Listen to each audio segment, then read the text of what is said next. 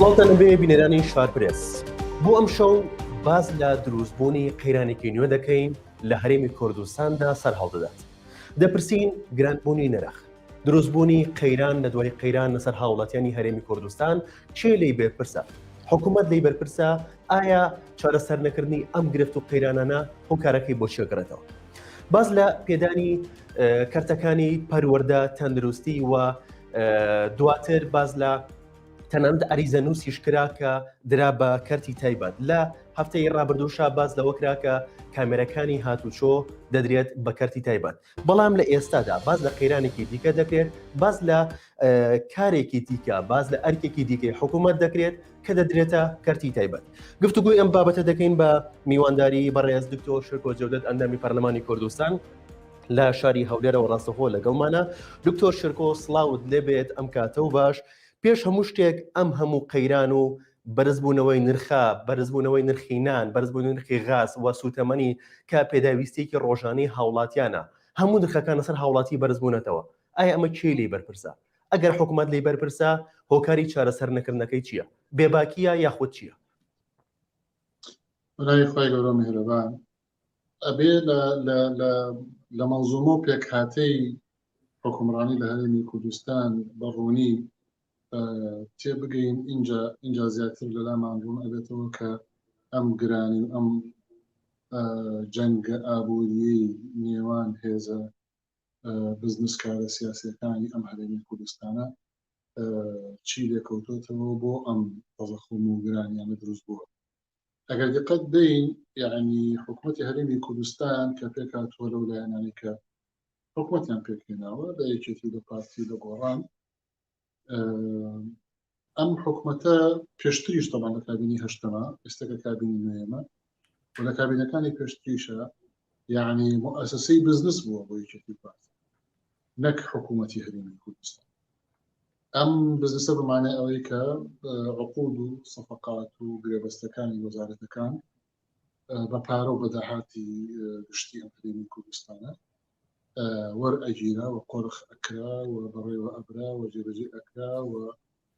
بوو بە ئستیسماراتی حزبی. بۆیە دایم شەڕیان بۆ لەسەرەوەی کە وەزیر لەکێ بێ، وەکی وەزیر لەکێ بێ، مدیرعام لەکێ بێ، بۆی کە بتوانن ئەم گرێبەستانە بۆ خۆیان و کۆمپانیەکانیان و بزنسەکانیان یەکلایی بکەنەوە. ئێستا چۆن ئەڵێ ڤایرۆسی کۆرۆنا تەشەکولی کردوێتەوە و نوێ بووەتەوە و گۆڕانکاری لە خۆیان کردووە، ئەم گەندەڵی و ئەم پرۆسی گەندەڵیەش لە هەرێمی کوردستانە لە قۆناغی گۆڕانکاریایە. یعنی گەندەڵی ئێستا وەکو گەندەڵی 10 ساڵ لەمە پێش نییە، شێوازەکەی گۆڕاوە. ئێستا حکوومەت دوایەوەی کە ڕێشێتی پاری دوایەوەی کە تەواو هەستیان بە خۆیان کردو ناو جەماوەدا زۆر ناواز و ئەوە تا ژمارەکانی خۆیان ئەڵێن کە پارتی دموکراتی کوردستان زیاتر لە 100 هەندێکە لە 300,000 دەنگی دابەزی و یەکێتی نیشتیمانی کوردستان زیاتر لە 200,000 دەنگی دابەزیوە. ئەمە پێمان ئەڵێ کە ئەوان ئەزانن کە لە حکومڕانیان پێگەیان لاواز. بۆیە ئەمەی کە ڕووی داوە ئێستا قۆناغێکە کە کەرتی تایبەت بهێنە ناو مەوزوعەوە و کۆمپانیەکانیان ئێستا وردە پرۆژەکانیش تەنانەت وەرئەگرێ و وایان کردووە کە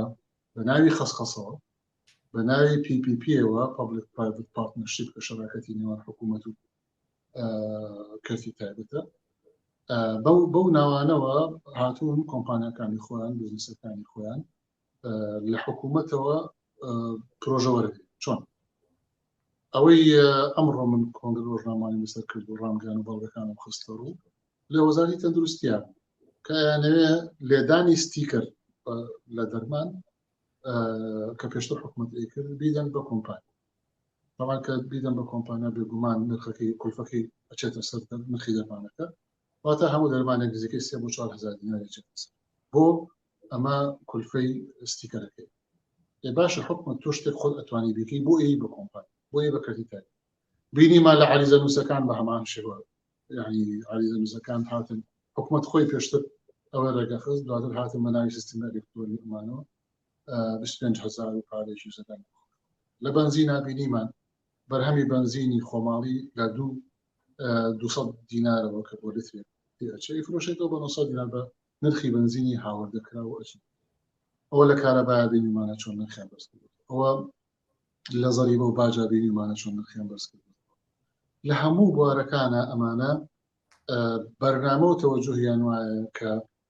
کەرتی تایبەت بێنە ناوە و ئەوەی کە حکوومەت ئەی حتا لە سکیوریتی و کۆمپانیای سکیوریتی کەرتی تایبەت بێنە ناوە و بە پارەی حکوومەت بدرێ بۆ کەرتی تایبەتە و پێگومان کەرتی تایبەتیش تەڵان ئەو کولفەی کە ئەچێتە سەری لە هاوڵاتی وەرێتەوە لەبەرەوە هەمووی دیقەت بین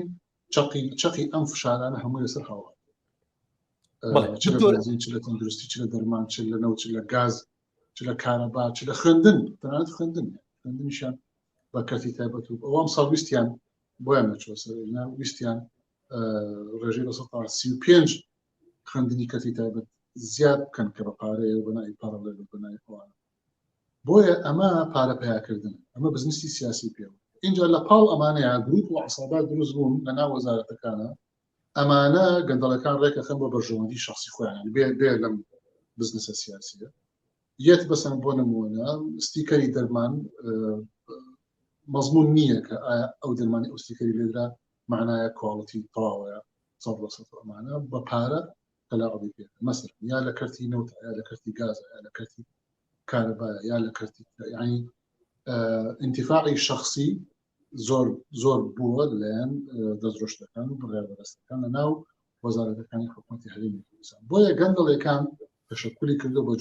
جۆری جیاواز، جۆرێکیان بزنسی سیاسیە، جۆرێکیان بزنسی شخصیە پێگە و دەسەڵاتی بەکاری هەنێ بۆ ئەنجامە جونگەکانی حکومڕانی دەستۆت، ینی هەر حکوومەت نییە لە دەستگاکانی تریشا بە هەمان شێوە. ئەمە طبعاً هەمووی فشارە و لەسەر گیرفانی هاوڵاتی دروستە. پێشتر فەرمانبەرێک بڵێن ملیۆنێکی وەرەگرت، ملیۆنی دیناری وەرەگرت، جارێ هەر بە فەرقی عملەی دۆلار و دینار لە 121 قووەتی ئەو ملیۆنە دابەزی، چونکە ئەو ساڵ دۆلار بە 121 بوو، بە 1200 بوو، ئێستا بە 1480، یعنی ئەمە لە 121 لەویا قووەی ئەو ملیۆنە دابەزی بۆ شتکڕی بۆی شرایی. لەم لاوە حکوومەت هاتە 121 بڕی، ئەوە بوو بە لە 142. ئێستا دقت بێ ئەو ملیۆنەی کە مەسەڵەن ساڵێ لەمە پێش وەری ئەگرت ئەو فەرمانبەرە، ئێستا تقریباً لە 150 بۆ 60 شتەکانی ئەتوانێت پێ بکەن. یعنی قووەتی ئەو ملیۆنە تقریباً نیوە بووە، وەکوی 500,000 وەرگرت بەسن لە قووەی شرایی ساڵێ لەمە پێش. یعنی ئەو ملیۆنی ئێستا وەکویە 500,000 ساڵێ لەمە پێش قووەتی هەبێت بۆی. لەبەر ئەوە ئەمە هەمووی طبعاً سیرێکا فەرمانبەرە ملیۆنێکی وەرەگرێ، بەڵام سیرێکا فریان ناکەێت بۆ لەبەرەوەی بەقەدەر 500,000 خزمەتیەکە شتی پێ ئەکڕێ کە ئەمە وای کردووە طبعاً قووەی شرایی دابەزێت. ئەمانە هەمووی پێوترە بە ئینگلیزی پێوترە ئینفلیشن ڕیت، یعنی معدلاتی تەزەخم. هۆکارەکەی چییە؟ هۆکارەکەی استغلالی حکوومەتە لەلایەن کۆمپانیەکانی کەرتی تایبەتەوە، لەلایەن بزنسمانەکانەوە زۆریان، لەلایەن سیاسەکانەوە، بزنسی سیاسی، بزنسی شخصی و هەمووی ئیش و خدماتی حکوومەتە ئەدرێ بە کەرتی تایبەت، کەرتی تایبەتیش حەقەکەی بڵێن لە هاوڵاتی ئەسەنێتەوە. بۆیە سەحق و بڵێن فشار و پیشاندنەکە بۆ کێ؟ بۆ هاوڵاتی. جا هەر یەکە لە سێکتر. بەڵێ دکتۆر، سەبارەت بە کۆنگرەی ڕۆژنەمەوانەکەی ئەمڕۆی بەڕێستان کە باستان لە ستیکەری دەرمان کرد کە ئەدرێ بە کۆمپانیای تایبەت، ئایا سوودی ئەمە لە چیایە کە نرخی دەرمان زیاد ئەکات؟ نرخی دەرمان 3000 بۆ 4000 زیاد دەکات. هەر ستیکەرێکی دەرمان نرخەکەی 5 ئەوەندە زیاد ئەکات. بەپێی بەدۆ دەچوونە سەرەتاییەکانی شارپرێسیش لایەنێکی سیاسی لە پشتی ئەمەوەیە. ئایا چیە سوودی لەمە ئەبینێت؟ خۆی باسی ستیکەر بکەین. ستیکەر خۆی چییە؟ سیستمی کواڵیتی کۆنترۆڵ، ئەو سیستمەیە کە دەرمانەکان تاقی ئەکاتەوە بە شێوازی سامپڵ و پێمان ئەڵەیە کە ئایا ئەم دەرمانە ئەوەیە کە وتراوە کە ئیدعایەکە لە کەفاءەتە لە توانە یان تەزویرە و شتێکی ترە. بۆیە کاتێک کە فەحسەکرێ ئەو دەرمانە لە سیستمی کواڵیتی کۆنترۆڵی حکومیە کە ئەبێ حکومی بێ، ئەگەر دەرچوو لە ژێر فەحس ئەو کاتە ئەو ستیکەری لێ ئەدرێ ئەڵێ ئەم دەرمانە مەزبووتە. کە دەرنەچوو لە ژێر فەحس ستیکەری لێ نادرێت. بۆیە ستیکەرێکو لەزگەیەک وایە، ئەم لەزگەیە نهێنیتیایە، کۆدیتیایە، تەبعی تایبەتە، شێوازی تایبەتی هەیە، ئەومان پێڵێ ئەو دەرمانێ ئەو لەزگەی پێوە بوو سەلامەتە و تەواو کرێ بەکار بهێنێ و مواصفاتی پێویستی تیایە. ئەمەی کە ڕووی داوە ئێستا جاری یەکەم ئەم کواڵیتی کۆنتڕۆڵە نابێ بدرێ بە کۆمپانیا. چۆنە بێ کواڵیتی کۆنتڕۆڵ بەی بە کارتی تایبەت تەنها بە دوای ڕبح کێ ڕبحی زیاتر هەیە ئیش بۆ ئەوەکە. چۆن تۆ کواڵیتی کۆنتڕۆڵی دەرمان واتە کارەکانی لە کوالیتی دەرەچێت و زیاتر گرنگی بە لایەنە مادیەکە ئەیرێت. طبعا هەر نابێ بدرێ بە کارتی تایبەت، یان لە دنیای کواڵیتی کۆنتڕۆڵ نییە لە کارتی تایبەت. لە هیچ وڵاتێکان نییە کە کارتی تایبەت کواڵیتی کۆنتڕۆڵی وڵات بێ بە. کواڵیتی کۆنتڕۆڵ ئیشی حکوومەتە، سەیطرەی نەوەی ئیشی حکوومەتە، نەگەر لە بواری دەرمان لە هەموو بارەکانی ترە. اینجا ئەمە بەشی ستیکەر. ئەوەی کە ڕووی داوە ئەوەیە ئەمە کە پێشتر حکوومەت ئەیکرد، ئێستا حکوومەت ئەی بیا بە کارتی تایبەت. ئەی باشە، پرسیارەکە لێرە ئەوەیە بۆ ئایا بە حکوومەت ناکرێت پێی چۆن لە ڕابردووە کرد؟ ئایا حکوومەت چ لیژنەیەک چ دیراسەیەک ئەوەی سەرماندووە کە حکوومەت ئەمەی پێ ناکرێت ئەم کواڵیتی کۆنتڕۆڵ ئەم ستیکەر کابێ بۆ ئەیدی بە کارتی تایبەت. ئەوە گەندەڵەکە لێرە ئەلەویایە کە نابێ بدرێ بە کارتی تایبەت. کارتی تایبەتیش تەبعانیەتە پێشەوە بێ لەوەی کە لە مەسەلەی تەندەری مشتەکە دنیای تەلاعوباتی تیا بەبێ بەڵگەکانی خۆیانکە ئەمڕۆ خستمە ڕوو. کارتی تایبەتیش تەبعان بە مقابلی ئەم خزمەتگوزاریە کە پێشکەشیەکە کە ستیکەرەکەیە و کە کواڵیتی کۆنتڕۆڵەکەیە پارەی ئەوێت طبعاً پارەکەش چی ئەیە؟ حکومەت نایە، هاوڵاتی ئەیە دەرمانێک ئەو کاتە بڵێن بە 10,000 یا بە 13,000 بۆ 3,000 چۆتە سەر حەقی و ستیکەر. ئەمە تۆ دقت بە یعنی ئەمە هەموو نەخۆشیێک دێتەوە لە هەرێمی کوردستان. لە 6 ملیۆن بین 8 ملیۆنەکەمان ئەگرێتەوە چونکە هەموومان نەخۆشی هەریەکە بە جۆرێک ئەگەر یەکی یەک دەرمانیش بکڕین یعنی یەکی بەلای کەمەوە 3,000 ضربی 6 ملیۆن کە بزانە چەند پارێکی زەخمە کە ڕۆژانە و مانگانە ئەمە هەمووی هەدرە. بە هەمان شێوە لە بنزین بە 200 ئینتاجیەکە ئەیفرۆشێتەوە بە 900 دینار لەویا قازانجەکە، بە هەمان شێوە لە باج و زەریبە، بە هەمان شێوە لە بارەکانی تر. بۆیە ئەمە هەڵمژینی خوێنی هەوڵاتیە، بەڵام لە ڕێکاری بزنس و ئابووریەوە و ئەمەش مەلملانێکی سەختی نێوانی چێتی و پارتیەکە کامیان زیاتر پێیاکە لەس حسابی کۆمپانیاکان لەس حسابی هاوڵاتی لە ڕێی کۆمپانیاکان لە بزنسەکان. بۆیە دوو جۆرێکیان وەکوتم بزنسی سیاسیەکە چێتی و پارتی ئەیکەن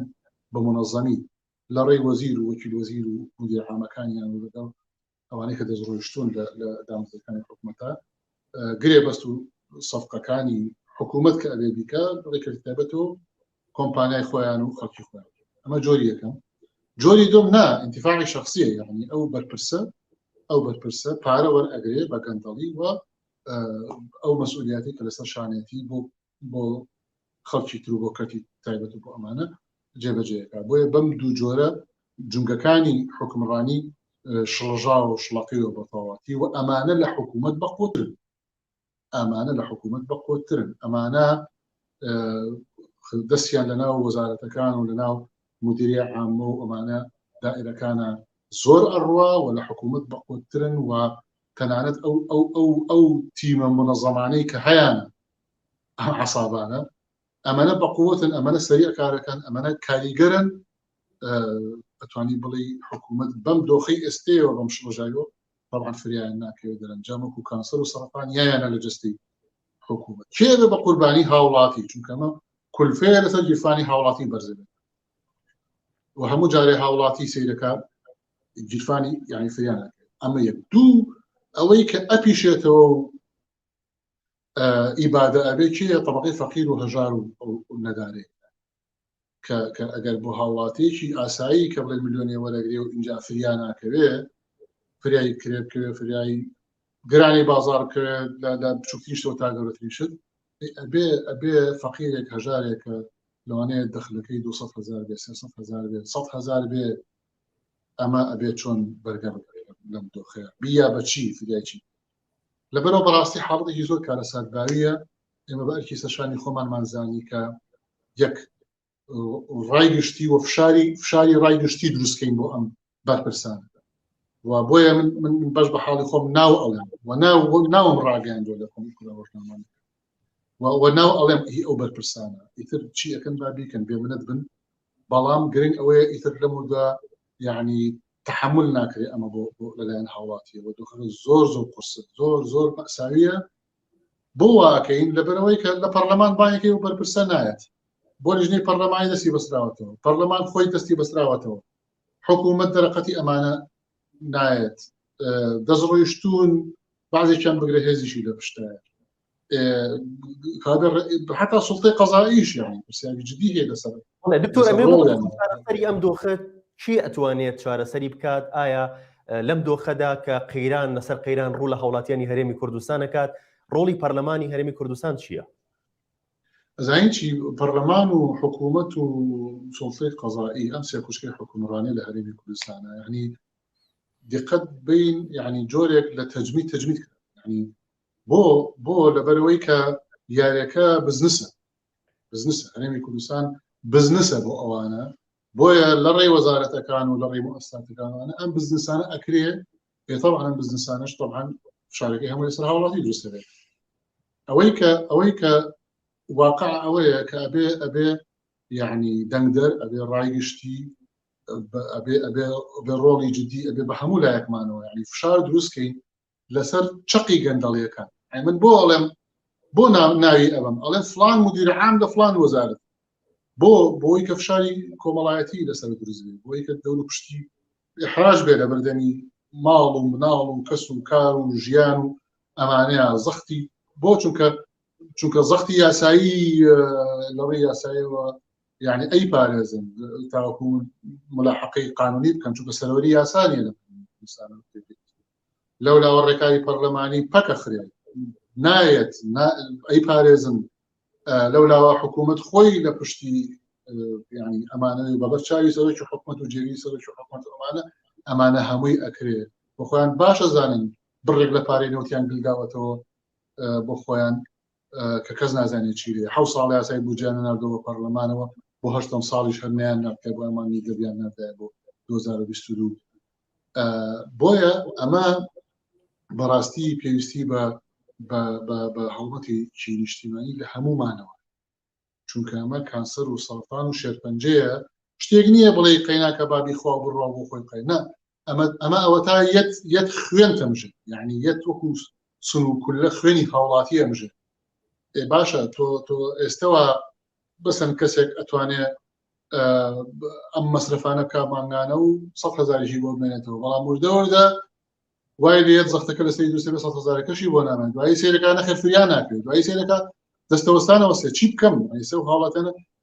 پەیوەندیمان پێ ئەڵێ چی بکەم یعنی چۆن ژیانم برم بە ناتوانێت ئەوە زۆرینەن ئەوە زۆرینەیە کەوایە کەمینەیە کە یعنی دکتۆر سەبارەت بە هەڵمەتی نیشتیمانی بینیمان لە هەفتەی ڕابردووە خۆپیشاندان کرا لەلایەن خوێندکارانی زەنکۆ پەیمانگەکان داوای دەرماڵەی خۆیان کرد بۆ مانگانە کە بڕێکی کەمە دەرماڵیان پێ بدرێت بەڵام لە 4 ڕۆژ بەردەوام خۆپیشاندانەکان نەڕێی هێزە ئەمنیەکانەوە خۆپیشاندانەکە کبکرایەوە و نەیهەڵرا لە ئێستادا خۆپیشاندان نەماوە ئایا لەو کاتەیە چی بکرێت خوێندکاران ئێستا چی بکەن یعنی کاریگەری هەیە یعنی دایم خەباتی مەدەنی دایم فشار خۆپیشاندان یعنی لەلایەن ئێمەوە لەلایەن خەڵکەوە لەلایەن یعنی خەڵکی بەویژدان خەڵکی دڵسۆز یعنی ئەم میلەتە نەمردووە یعنی ئەم میلەتە نەمردووە لەبەرەوە ئەبێ ئەم ململانەیە هەر ڕوو بدا ئەبێ ئەم بەڕۆڕووبوونەوەنە هەر ڕوو بدا ناکرێت تەسلیم بین بۆ ئەمانە ناکرێت تەسلیم بین بۆ ئەمانە چونکەوە ژیان وازی لێهێنی خوێنە هەڵمژێت ئاوا بە بەرچاوتەوە ناکرێت بۆیە ئەبێ فشارەکان بە هەموو شێوەیە بە فشارەکان بەردەوام ئەبێ ڕۆژ بەگا ڕۆژ یعنی بەهێزتر بێ کاریگەرتر بێ لە چەق و لە سەنتەرەکان بێ فشار بکەین یعنی لە بەرپرسەکان لە مەسئولەکان لە بڕادەرەکان یعنی کۆڵ نەدەرانە ئەبێ مەماڵ لەگەڵ ئەم دۆخەیە نابێ بڵێ بێ ئومێد بین و بڵێن تەواو ئیترەوە لەدەست دەرچوو ئەوانە بۆ چونکە ژیانی خۆمان لەدەست دەرچوو یعنی خۆمان فەوتان یعنی کۆمەڵگە فەوتان یعنی ژیان فەوت ناکرێت ئەوە ئەبێ بە ئێرادەیەکی تێکۆشەرانە بەڕووی ئەمە ببین و بە ڕیسالیانە ضروري ئەمانە ببینەوە کۆڵە دەین و بەتاکید کاریگەری زۆرە یعنی من 4 ڕۆژە خۆپشاندان نەکرێت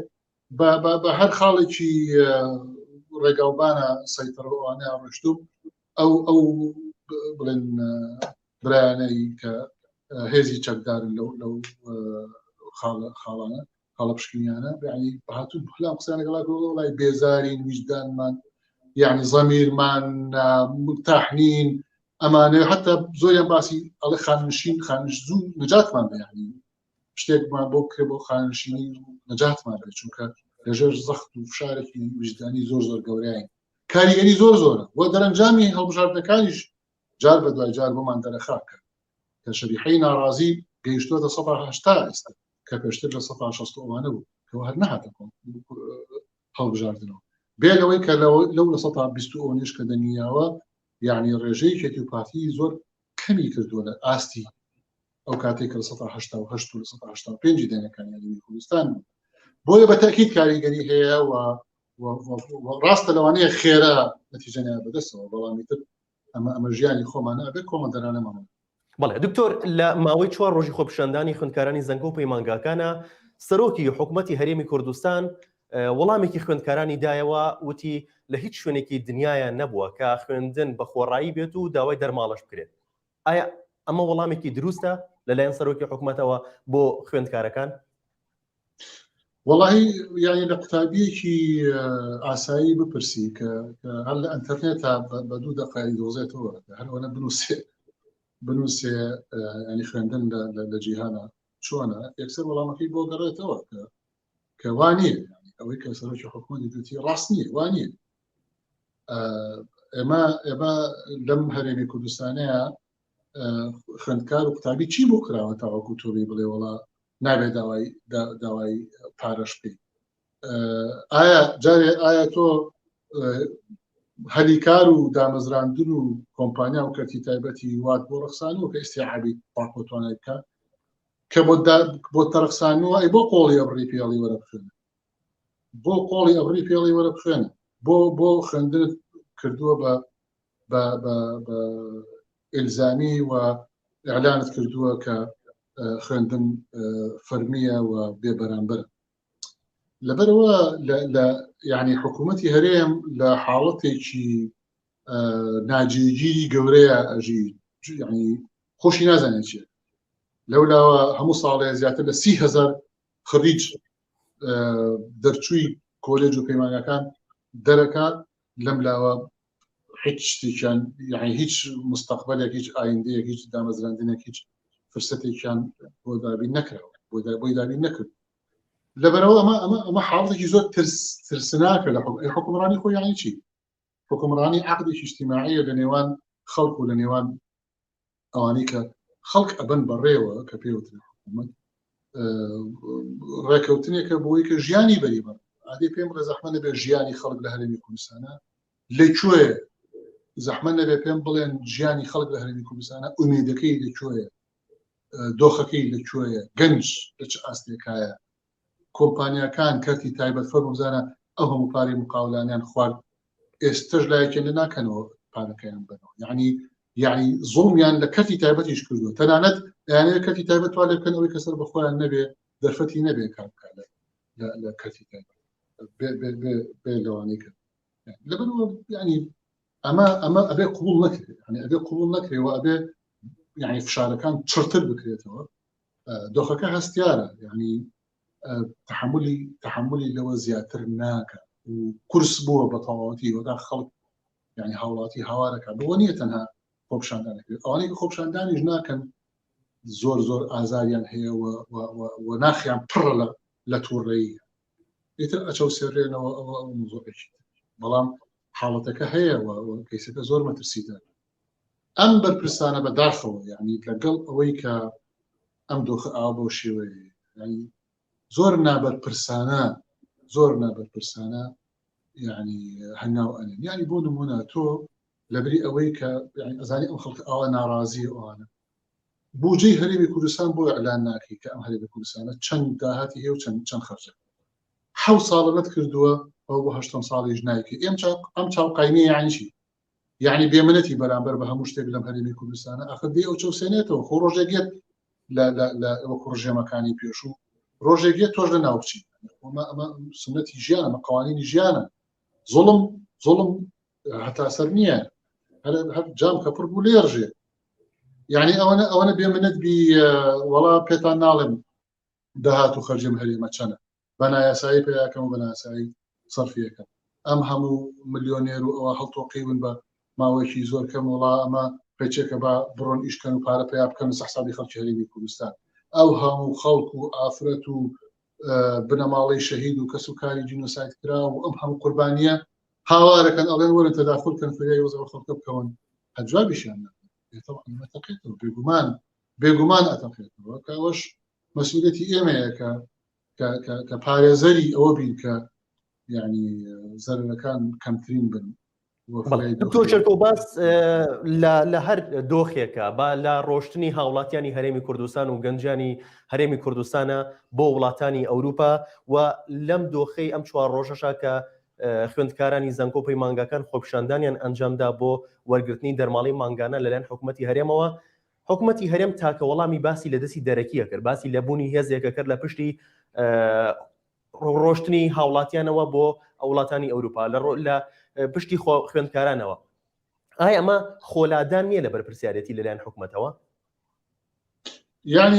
ئەگەر بەنمونە پارتی کرێکارانی کوردستان بینینەوە با ناویش بڵێم کە حکوومەتی هەرێمی کوردستان بەم ڕۆژەوە بەرپرسێکی حکوومەت باسی لەوە کردووە کە دەستی ئەوان لە پشت خوێندکارانەوە بوو یعنی ئەگەر باوکێکی خراپ ئیدارەی ماڵەکەی بە خراپی بکە و کوڕەکەی لێ عاجز بێ و لەبەر گیرفان بەتاڵی و لەبەر گەندەڵەکانی ئەو باوکە و لەبەر خراپ ئیدارەکردنی ئەو ماڵە لەیان ئەو باوکەوە ئەو کوڕە ماڵەکە جێبێڵێ ئەبێ بڵێ وڵا خەتای دراوسێ یعنی ئەمە جێگەی پێکەنینە بەڕاستی ئەی باشە هەموو ژمارەیە نابینن کە ڕێژەی هەڵاوسان و ڕێژەی بێکاری و ڕێژەی نەداری و ڕێژەی فەقر و ڕێژەی ئەمانەی کە پێوترێ پێوەرەکانی پێوەرە ژیاریەکان کە نەتەوە یەکگرتوەکان پێڕەیەکە لە هەموو دنیاە و ڕاپۆرتی ساڵانە سەر دەرەچێت بەرمسێریکەم بزانە سەر هەرێمی کوردستان ژمارەکان ئەڵێن چی ئەوە نە مەترسیدارن بۆیە من وتم کانسەر و شێرپەنجەیە ئایا ئەمە نازانن ئەمە خەتای ئەوە یان خەتای خۆیانە کە یعنی ئەم سەرۆت و سامانە ئەشارنەوە ئەم هەموو گەندەڵە بەخێوەکەن ئەم هەموو گەندەڵە پێ ئەگەیەنن ئەم هەموو بێئومێدیە پەخشەکان هێزەکانیان یەک ناخەن هەرێمی کوردستانیان کردو بە قوربانی خۆیان شتێکیان لە پێغەمبەر و لە ئەهلی ڕیسالە بۆ خۆیان حسابەکەن یعنی ئایا بەمانە نازانن ئەمە نابینن ئیتر دراوسێ تەدەخولەکە تەدەخول ناکە یعنی ئەوە ئەگەر هەش بێ فاکتەرێکی زۆر لاوازە بەڵام ئەی پێم ناڵێ زەحمە نەبێ 30 ساڵی ڕابردوو ئەم هەموو خەڵکە بۆ جاخۆ ئەوەی کەسە لە هەرێمی کوردستانەوە لە دەرەوەی هەرێمی کوردستان هەیە لاجی ئەو چۆتە دەرەوە پەنای بۆ ئەو تا ژمارەکانی وڵاتانی ئەوروپا و بەریتانیا وڵاتی مشکلەکان وامان پێ باشە ئەمانە بۆ ڕۆیشت جاتخوا ئەگەر لایەنێک بتوانێت بەتەنها بتوانێت هەرێمی کوردستان گەنجێک لە هەرێمی کوردستان هەڵکەنێ لە وڵاتی خۆی و بینێرێ بۆ وڵاتێکی تر معناوەیە وڵاتە چۆشتیە بۆی عقڵ نایگرێ ئەو قسانە واقعێکی مەساوی هەیە لەم هەرێمی کوردستانە ئەوە وای کردووە کە بێئومێدیەکی مەترسیدار بەڕۆی گەنج و بەڕۆی خەڵکی هەرێمی کوردستان ببێتەوە کە ئێمە طبعاً ئێمە قەت لەگەڵ بێئومێدیانین و دایم جەخت لەسەر ئێرادە و ڕۆحی تێکۆشانەکەین بۆ فریادوتنی دۆخەکە و هەچیمان پێکرێ دیکەین بەڵام واقعەکە وایە واقعەکە واقعێکی بێئومێدیە بەڕۆی هەموو کەسێکی ئەم هەرێمی کوردستانە بۆتەوە بە دەوڵەمەندەکانیشەوە یعنی دەوڵەمەندەکانیش هەست بە بێئومێدیە حتا گیرفانی پڕە بەڵام بێئومێدە لەبەرەوە وەزعێکی زۆر بەترسیدارە و ئەم مبەرراتانە دیسانەوە یعنی نیشانەی شەڵەژاویە نیشانەی ئیدارەیەکی خراپ و بیرتەسکیە لە ئیدارەی وڵاتە کە تۆ بێی ئەم هەموو قەیران و مەساتە چڕکەیتەوە لەوەی کە وەڵا لایەنێک یان چەند کەسێک توانیانە ئەم لێشاوە خەڵکی ناڕازی هەرێمی کوردستان بەڵێ دکتۆر ببوورە هەرچەنە بە کۆتا پرسیاریشم دانا بەڵام کۆمنتێکمان بۆ هاتووە هاوڵاتیەکە وەکو خۆی ئێڵم ئەڵێ ئەکەی ئەمەلێکمان هەبێت بێگومان بەبێ ئومێد نابێت بژین ئەبێ هەمیشە ئومێدمان بێگومان بەڵام ئەوە بەندە بەوەی کە ئەبێ کۆڵ نبوون و ئەبێ هەر یەکەمان چیمان پێکرد لای خۆمانەوە بیکەین کەس خۆی لە بەرپرسیارەتی دەرنەکات لە هاوڵاتێکی ئاساییەوە هەتاوەکو دەسەڵاتدار و سیاسەکان بۆیە بەڵێ بێگومان ئومێد هەیە بەڵام ئەو ئومێدە قوربانی ئەوە تێکۆشە بەڵێ سوپاس بۆ دکتۆر شێرکۆ جەودەد ئەندامی پەرلەمانی کوردستان با شەوەیەکی ڕاستەوخۆ لە شاری هەولێرەوە لەگەڵمان بوویت سوپاس بۆ ئێوەش بینەرمان